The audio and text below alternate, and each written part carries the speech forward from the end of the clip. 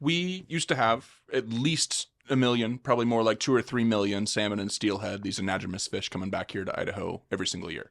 And those benefited tribes. They benefited people, Europeans who came here and settled here as well. And that was the wealth of not just Idaho, but of the entire region, right? The wealth of this region, what makes the Pacific Northwest special, at least in my view, is rivers and the fish that run through them. And after all of that, after people enjoyed sustainable harvest of those fish, people started taking too much. People started changing the ecosystem where those fish lived. And so that meant habitat degradation, that meant, mining, timber harvest, again, over harvest of fish, people taking too many for canneries and stuff like that. And so all of those things gradually took away from the number of salmon that we have coming back to the state every single year.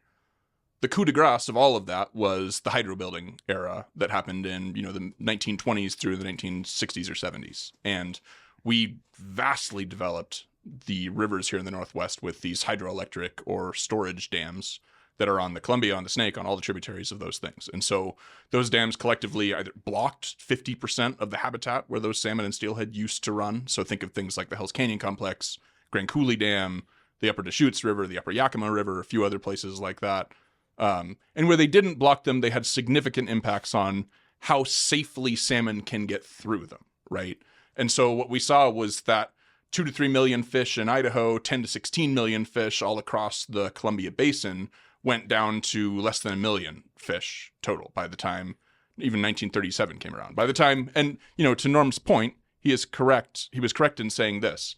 In 1937, which is about when Bonneville Dam was constructed down near Portland, that was sort of the first major dam across the Columbia, we did sort of have this, we hit this bottom of how many fish are coming back to the region in general. What Norm didn't say is that those were all wild fish at that point. There weren't very many hatcheries in that time. And so, yes, the total number of fish has gone up since 1937, but that is by virtue of building this multi-million, billion-dollar complex of hatcheries that now put out all these fish. Those didn't exist back in 1937.